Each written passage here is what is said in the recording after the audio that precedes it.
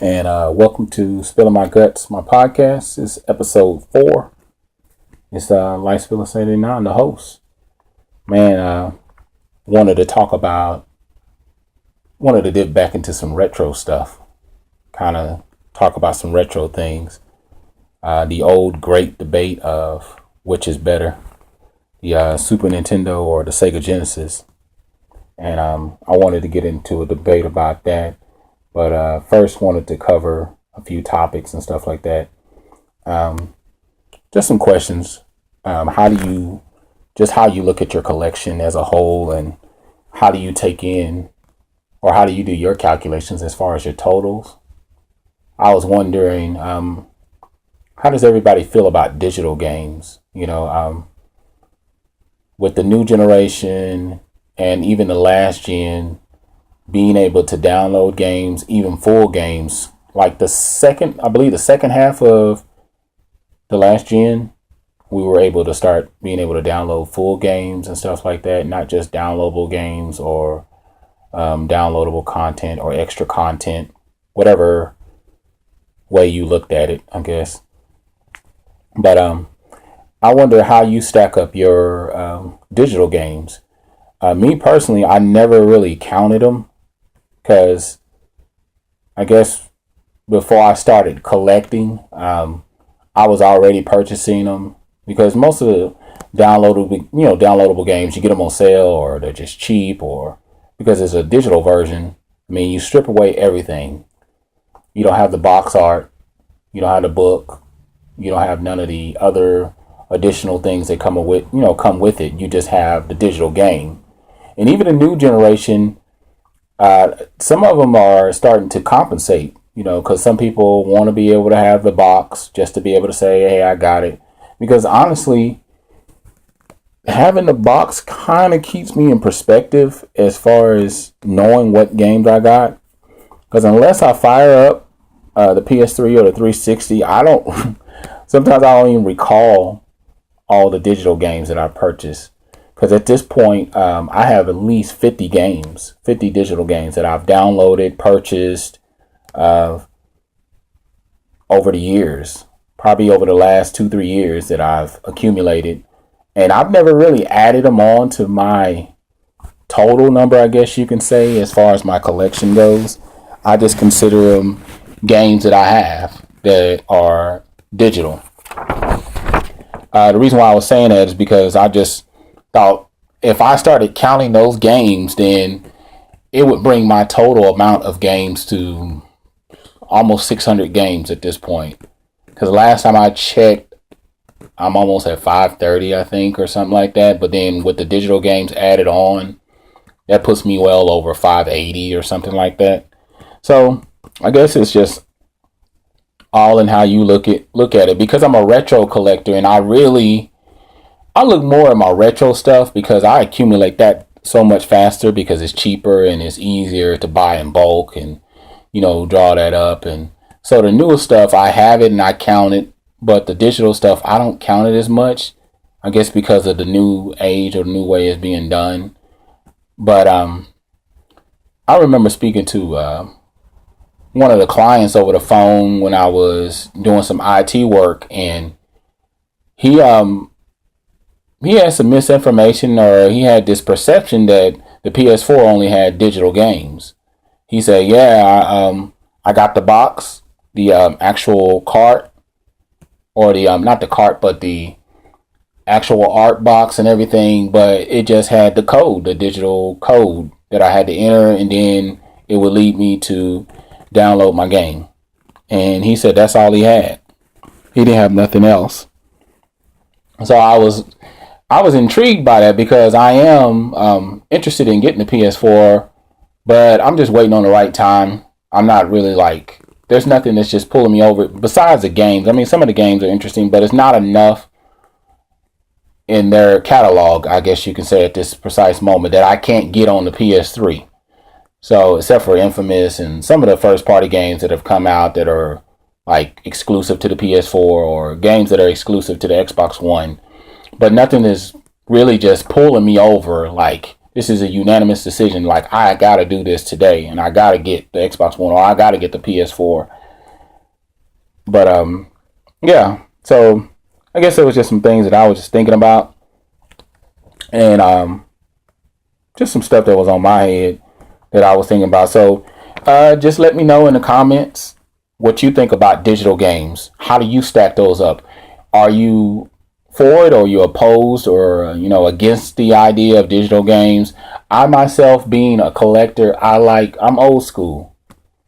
I like being able to have the actual box, the actual art box.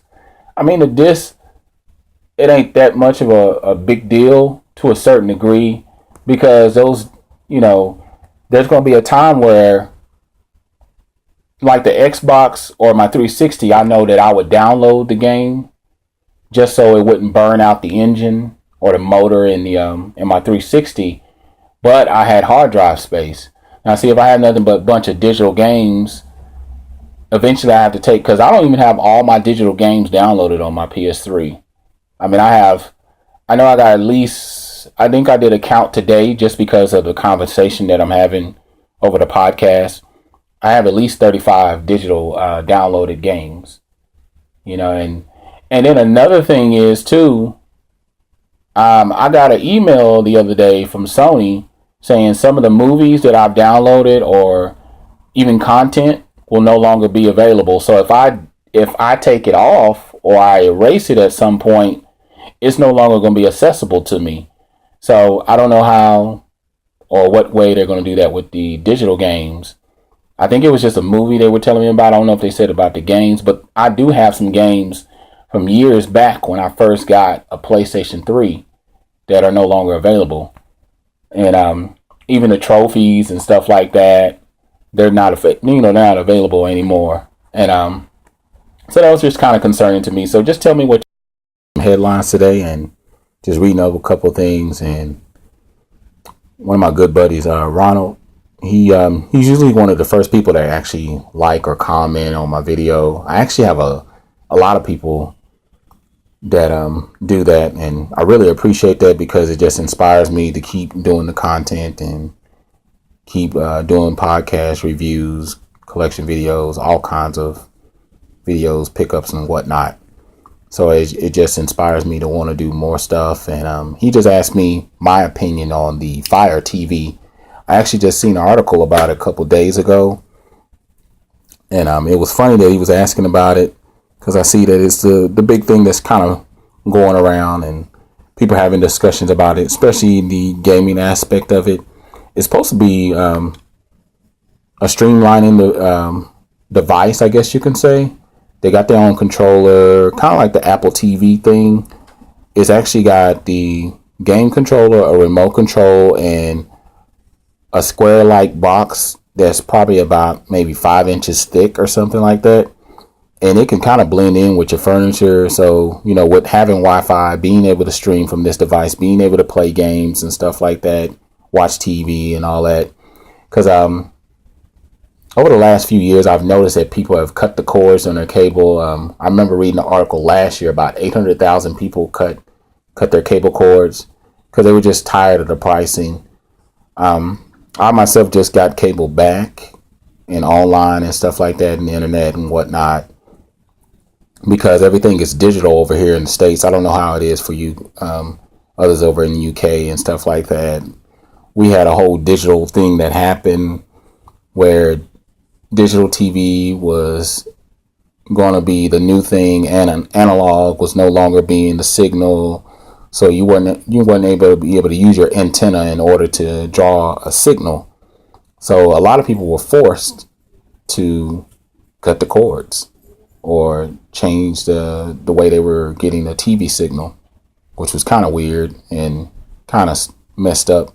But anyway, the Fire TV looks kind of interesting. My first impressions or my first thoughts on it, I mean, just like the Steam box, I think it's the other box is pronounced Owie or something like that, Ouya.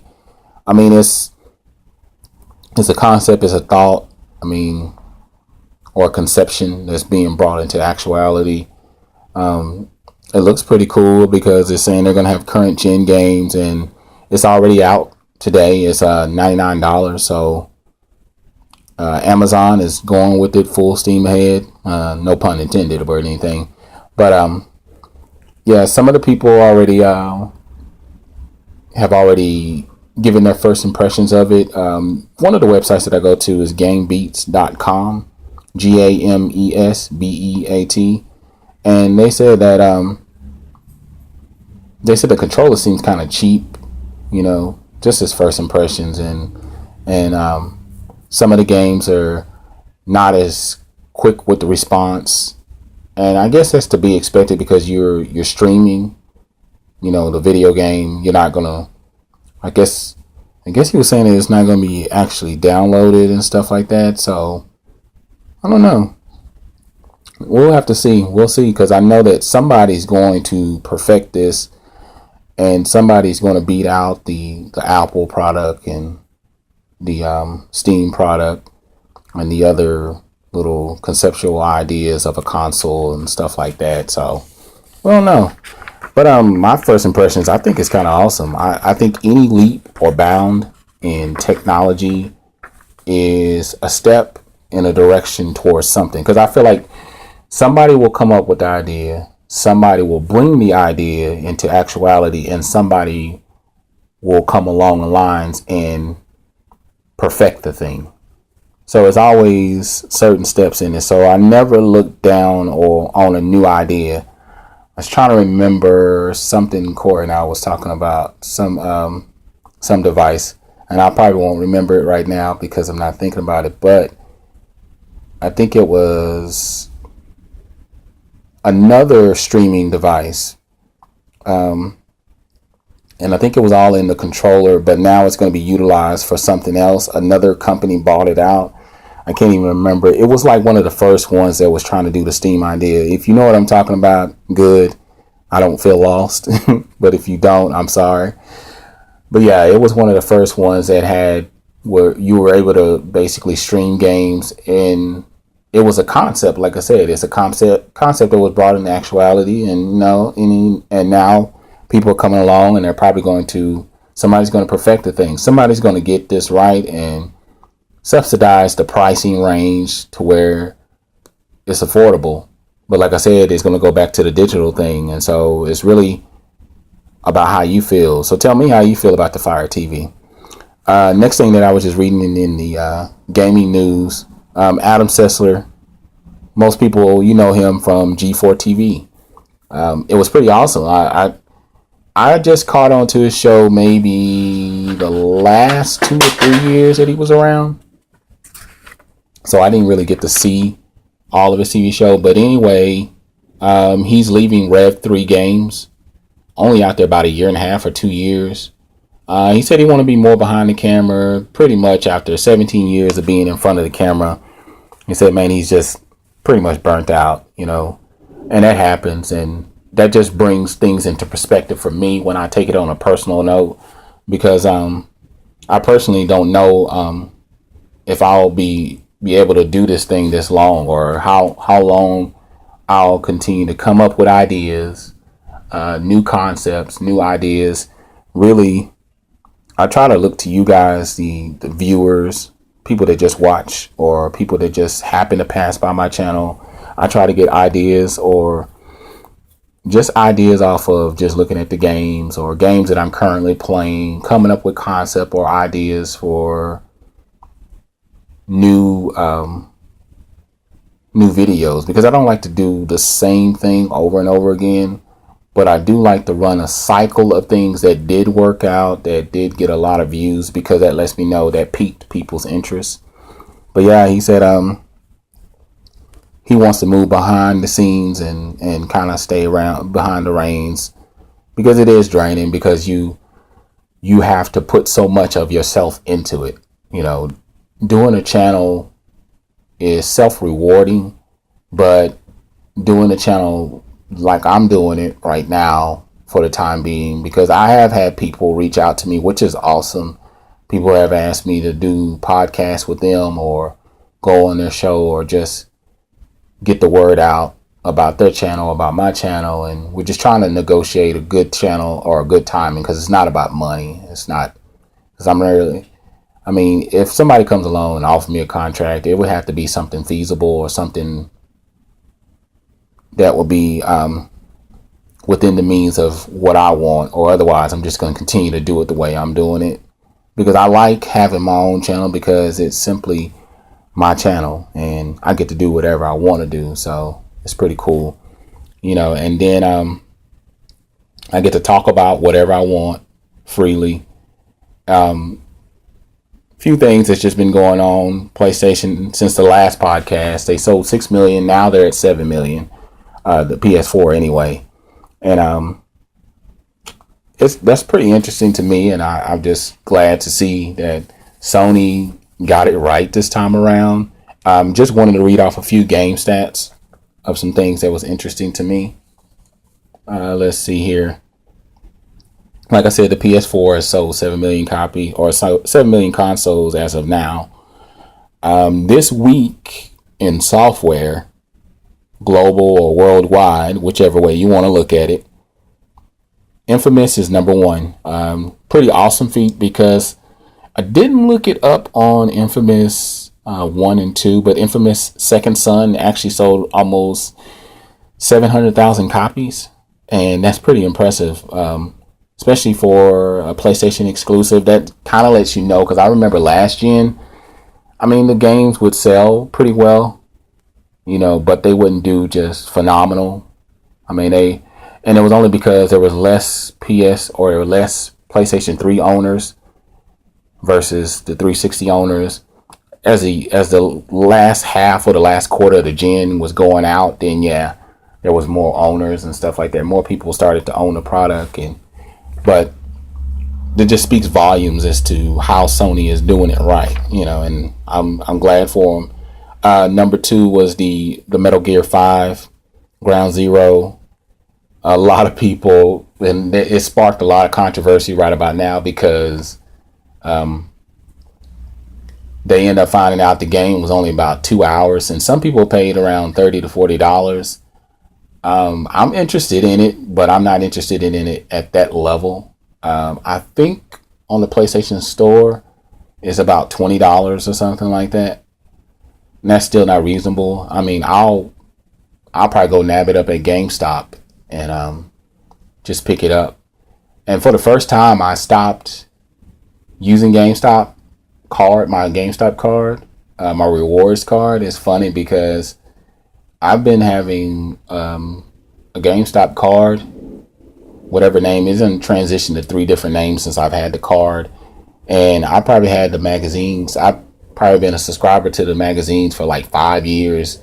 But because I've kind of veered off and just gone more retro, I don't even have time for it anymore. I don't have time to sit there and buy a magazine or subscribe and pay for their yearly fee of like $15 or something like that, because I'm so retro. I mean, I don't really buy that many PS3 360 games. I've been setting my eyes towards cheaper stuff, buying stuff in bulk.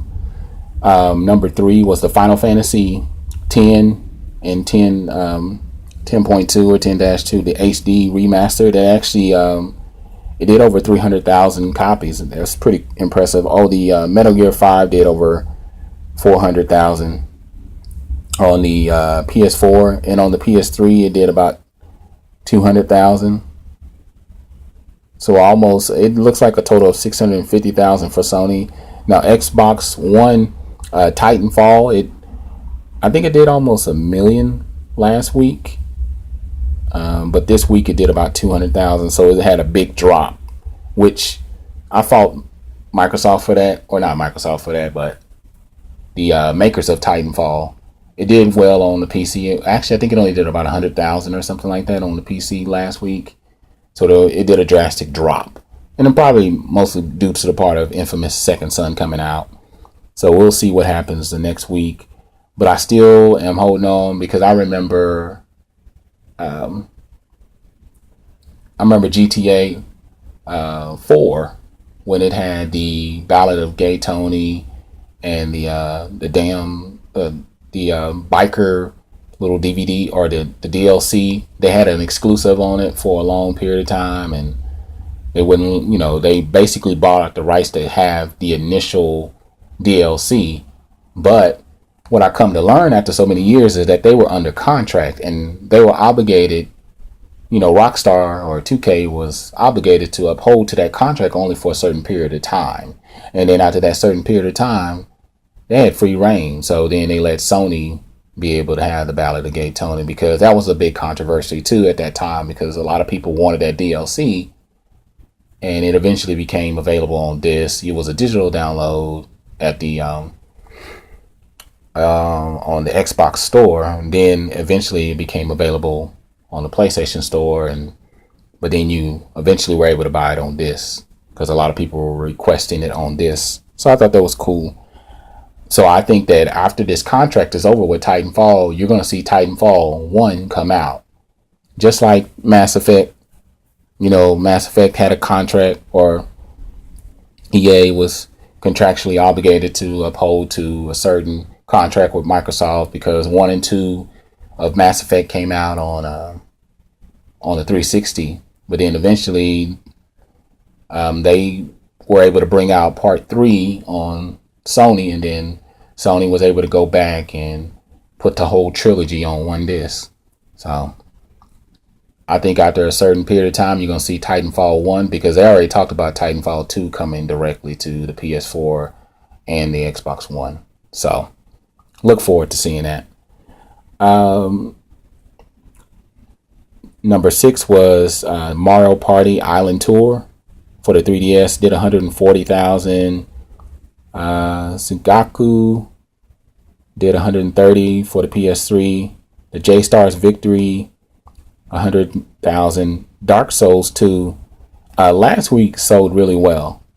This week it dropped. Dark Souls 2 for the PS3 did over 100,000, and then the PS Vita version, I'm surprised, is at number 10 of software, almost 100,000. That's pretty impressive. And then the PS4 worldwide for the week sold over 220,000 units. The 3DS just is dominating and gaining speed. At this point, the 3DS has sold probably about 40 something million. That's pretty awesome. And then the 360 came in third with 120 or 112 units. PS Vita, which used to struggle, is starting to gain some speed. This first few years, actually, the PS Vita struggled tremendously. So 65,000, and it's actually at 15 million total. PS3 so 60,000, the Wii U 39,000. The Xbox 360 did 29,000. The PSP 12, and then the Wii is still selling at 9,000. So I thought those numbers were pretty impressive for the consoles. And then I wanted to talk about my topic at hand, the Sega Genesis versus the Nintendo, or the Super Nintendo. I'll put NES. I don't know why I did that. But what did they offer as far as gameplay? They offered pretty awesome. Because like I always tell people, Super Nintendo and Sega Genesis were pretty close to me. I got to experience both generations or both consoles, and I felt like they both had something to offer that was different. It made you want the consoles for different reasons. Well, today I want to try to break down break down what they did. I think the fanboyism thing started, fanboy rivalry thing started back then. As a culture, it affected us. People became personal about their console. They were like, don't you talk bad about my console. I'm a Sega Genesis Game Boy, or I'm a Super Nintendo Game Boy. And, we had the franchise leaders of that console and stuff like that. And as far as like the games, they both had some pretty awesome games. Like the Super Nintendo Had Urine Squadron, Doom, Yoshi Island, Street Fighter 2 Turbo, Battletoads, Super Mario Kart, F-Zero, Mega Man X, Mortal Kombat 2, Killer Instinct, The Legend of Zelda, Teenage Mutant Ninja Turtles, Turtles in Time, Chrono Trigger, Secret of Mana, Super Mario RPG, Super Mario World, R-Type, Earthbound, Super Metroid, Castlevania 4, Super Star Wars, The Empire Strikes Back, just Star Fox. I mean, the countless list of great games, The Illusion of Gaia. A lot of games I still haven't even got into, heard so much about, that sparked my interest. And then Sega Genesis, Phantasy Star 2, like one of the best RPGs. X-Men, let's see, Strider, of course. I love Strider. Castle Illusion, Contra, Hard Corps, Castlevania Bloodlines, Sonic, the original Sonic, Sonic 2, Sonic 3, Streets of Rage 2, Golden Axe, Shining Force, Mortal Kombat 1. Who could forget that, man? That was like the breaking edge. Let's see, Vector Man, Teenage Mutant Ninja Turtles, The Hyperstone, Earthworm Jim, Road Rash 2, Ghosts and Goblins, Pac-Man. I mean, they both had some pretty awesome content to release as far as gameplay. Now, this is where things get a little weird for some people, because you start to look at the actual concept or the console. I say what's under the hood. So when we open up the Sega Genesis and we open up the Super Nintendo, we can look at it on the outside first of all, design wise, how it's set up, how they both had like the top loader, they both kind of had the power button and the reset button and stuff like that. And then when you it depends on which model that you're looking at for the Sega Genesis or the Mega Drive, the one or the Model 1 or Model 2, and the easy reset button with the pop button that came along with the Super Nintendo. But then when you look at the controller, the original controller, the Sega Genesis controller, like a Batman boomerang with only 3 buttons. Well, the A, B, and C, and the select button, start button, I guess you could say 5. And then you had the analog or the D-pad. And then the Super Nintendo was revolutionized because it was one of the first controllers to have the triggers. And that was very groundbreaking, because without that, we wouldn't have the PlayStation 1 controller. You know, it brings me to a very valid point. I remember reading an article on GameInformer.com, and they were just talking about the evolution of gaming. And not the actual gaming, like the games, video games itself, but the consoles, the controllers. They were actually just looking at the controllers themselves and how we are at the present day of controllers. And the Super Nintendo was actually brought up in the PlayStation 1, and they just talked about the triggers and being able to have basically a total of 8 buttons at that time. Without that, we wouldn't have the triggers. We wouldn't have the L1, L2, or the LB, the RB buttons and stuff like that, or we wouldn't have the analog stick, because all those things were revolutionized or they evolved over a matter of time. But when you look under the hood of those consoles, there's a lot going on. And I try to pick out the pluses and the minuses, because when we looked at the CPU, the actual CPU, pretty much the central processing unit, or the brains, I guess you can say, of each console. For the Sega Genesis, it was at like 7.67 megahertz, and then the Super Nintendo was only at 3.58. But if you look closer, not only did the Sega Genesis have a better CPU, it also worked off a 16/32-bit. And see, just the Super Nintendo just worked off a 16-bit. but their compatibility was a little different and stuff like that. But then when you get down to the logistics of it, kind of, when we look at look at resolution like the 1080p or the 720p and stuff like that, the highest resolution that the Super Nintendo was able to maintain was a 512 by 448, and the highest the Sega Genesis was able to go was 320 by 448. So it was almost double the amount of resolution, which some of the games you can look at now and you can tell that they have a lasting impression. And then when you looked at the working RAM, and RAM is just random access memory, it's kind of like the way, just like your computer, whenever you tell it to do something, it's your RAM that's going to work. And so when you see like a circle or you see the hourglass, that means it's processing what you've asked. And so you got the working RAM, and for the Super Nintendo it was 128 kilobytes, and for the Sega Genesis it was only 64. And then you got your video RAM was like, they both were basically the same. They both were at 64 kilobytes, which was pretty awesome.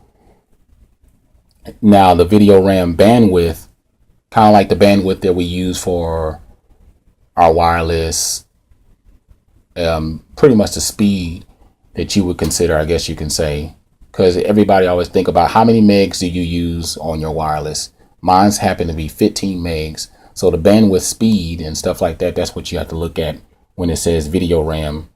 So Super Nintendo was at 170 bytes per line. And then the Sega Genesis was only at about 166.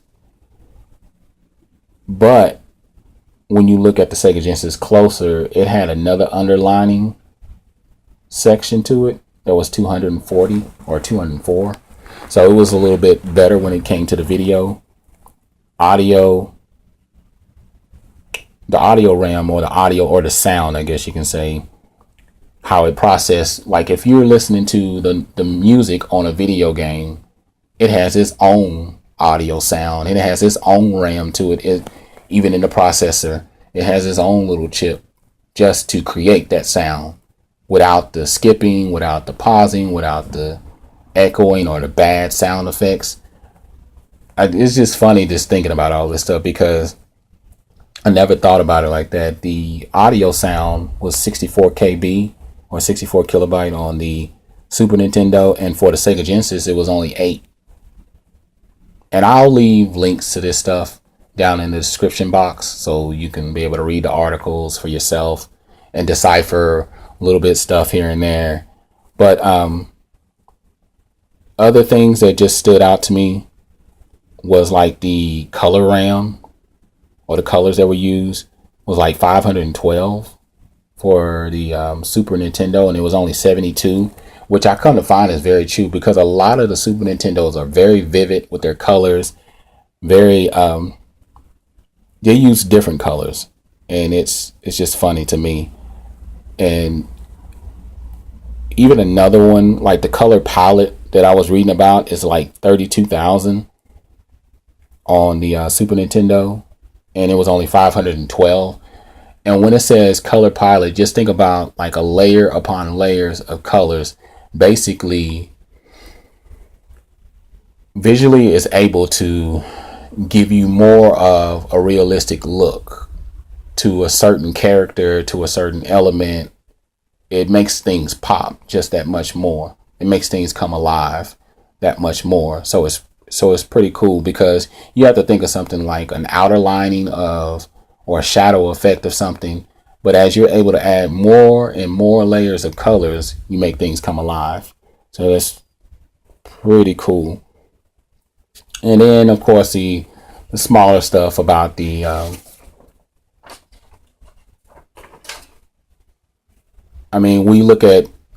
just besides going under the hood and then also talking about the awesome games, then we also have to just consider the fact which game had a nostalgic effect on you, more of a nostalgic effect on you, and then when that game was or when that console was released, how did it affect you? Best character console, I have to say Super Mario dominated for a long time, but when the Sega Genesis really became popular, because another thing I looked at was the Sega Genesis had its run from 1989 to 1996, and the Super Nintendo had its run from 1991 to 1997. Sega Genesis had a 7-year run, and Super Nintendo had a 6-year run. But when Sonic really became popular, they both did the cartoon thing, but when Sonic became like a franchise name and they dominated like a big part of the 90s, it kind of took over. And you couldn't escape Sonic, you couldn't escape the cartoons, the memorabilia, all aspects, because it was different. We were like, wow, a hedgehog, and he's able to move at such rapid speeds. That was more interesting because, as you can see today, we're all about processing things like a microwave. We want everything in an instant, so it was different. Whereas Nintendo was still kind of moving in the same way with the Super Nintendo. They had all these characters, but of course Mario was its leading character. But then when you break it down, like when the dust clears, what character has transcended each generation and survived and still had products that have sold? Mario has. What was funny is that one of my boys, Gabriel, we talk on collections.com, and he actually posted a picture today of all of Nintendo's accomplishments. And one of them was, it was just talking about Mario games total have sold over 240 million games. And then Sonic has sold over 36 million. So I guess the best character, voting wise, the public probably would vote Sonic, but overall the nostalgic effect from the 80s all the way up to the present day, because they both tried to succeed at the 3D world, but realistically Nintendo knew to keep it at a different world of 2D. And they've continued to thrive. They continue to sell, and no matter what, we still continue to buy the products in the millions.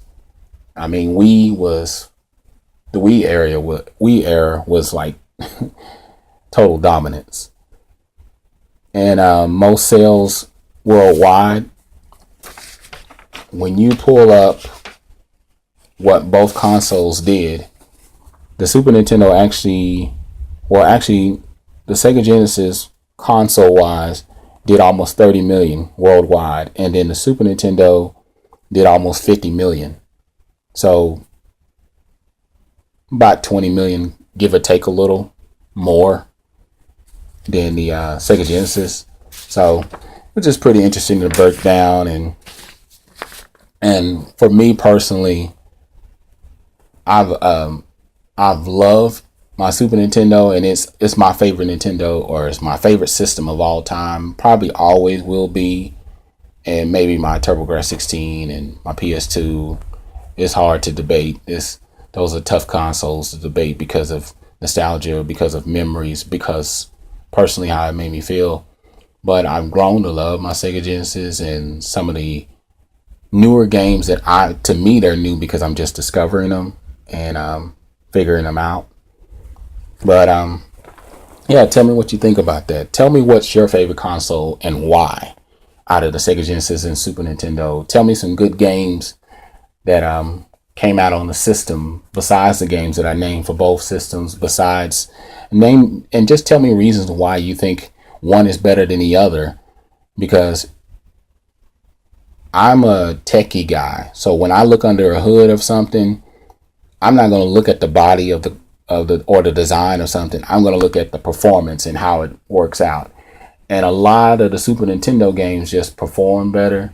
But there were games that I did find myself playing, like the Disney games. They just looked a lot better. I don't know, they just looked a lot better on the Sega Genesis to me versus the Super Nintendo. And then there was a lot of games, Sega Genesis was known for taking a lot more of an edge, or, they were a little bit more risky, and they would play some of the games we would consider maybe teen games or mature games, whereas Super Nintendo kind of played the clean and the straight and narrow road. And, it was evident with Mortal Kombat 1, even though the graphics was terrible, people loved it because of the blood, and you wanted to have that same feeling at the arcade that you did at home and bring it home and play it. And so it's still, that Mortal Kombat is still my favorite in comparison to the Super Nintendo version, because they had the sweat and not the blood on part 1. But they got it right with Mortal Kombat 2. They realized what the people wanted. And anyway, not to keep you guys too long, my rant, or what's been spilling my guts lately, just one of the big things that's actually kind of got on my nerves, and it's about the gaming community, showing more love to one another without the hate. And and that's one thing I can say that YouTube doesn't do. They say they're really there for you, but they're really not. You kind of have to be your own filter for your channel and just set your options. And because when you set up and put a video up, you can actually say what you want, like no comments, or certain comments will be allowed, and some comments will be considered a spam, or you can block or filter things out. And whereas on collections.com, the owner pretty much, or the CEO, he pretty much flat out said, look, it's not going to be none of this going on here bashing each other. It's about the love of the games, the art, the comics, your toys, or whatever you want to call them, whatever you want to post on here, but you do it for the love of that, and we show respect to each other. If this is what you like to do, that's great. And we show you respect back. That's just showing love, man. And the reason why I'm even upset is because one of my good buddies, he's no longer on YouTube, and it really upset me because I just happened to be reading through the comments one day on Twitter and just happened to see that he's no longer on there. And I'm not gonna mention his name, but I know by now you know who I'm connected to and who's connected to me. But just out of respect, I'm not gonna say his name, but I'm just gonna say that he pretty much endured, like I was telling you about another YouTuber a while back, and it just got bad. People just started saying some malicious things, and threats were being made, and all kinds of craziness. And I just find it so absurd that you can't have your collection without people feeling a certain way towards you. And it's like, if that's something you want to do, you should look at it from the aspect of maybe it's a goal, or maybe it's something I should try to aspire towards. Because I know a lot of big collectors in this thing. I know dudes, and I've talked to a lot of collectors who have thousands and thousands of games and almost 100 consoles and ridiculous amounts of mint stuff.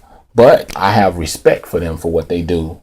You can't hate on somebody else's collection. All you can do is try to achieve what you want personally, because your collection is simply your collection. And so it just baffles the mind that it even got to that point where he's no longer on.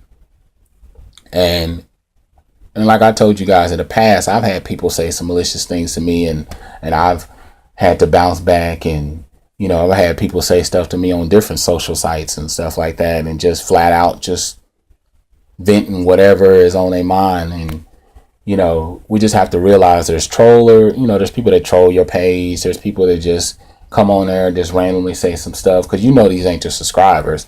Or you got people that just want to put something in you and say something crazy to you. So I just found it so absurd that all that stuff was going on, and it just got to a breaking point. And I respect him and his decision to leave YouTube, because this is just something I'm doing out of the love. And I love talking about video games, reading, researching, doing videos, collecting for my collection and stuff like that, and talking about it. And posting, because I have plenty of places that I can just post it if I want to. I mean, I could just do my own thing. I could just copy my own stuff and put my own videos in other places on other websites. And, if it just gets to the point where it's just too crazy, because at this point, I love getting the views and new subscribers, and that's something I want to achieve. And, I have other ideas, big ideas that I want to do with the channel, and I want to go different places with it. And I'm glad to be doing these podcasts and everything. But if it takes a nasty turn and I get burnt out and drained, then I'm no longer going to do it.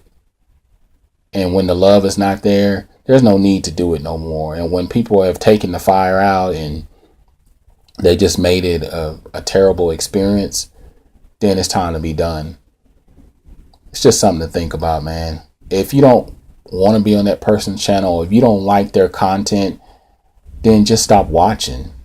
You don't have to trash on another man's treasure, or you don't have to just spew venom because you don't like what they're putting out. I know plenty of YouTubers out there who do mediocre stuff, but you can see the passion, and that's all I care about, regardless of how they look or how they sound or whatever, or how their video is or whatever, because we all had to start somewhere, and now we're at a certain point.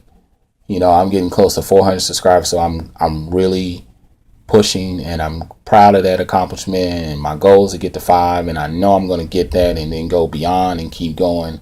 But when the love is gone, then I'm gone. But other than that, thank you for listening to Spilling My Guts episode 4. I'm Mike Spiller 79, and I'm out.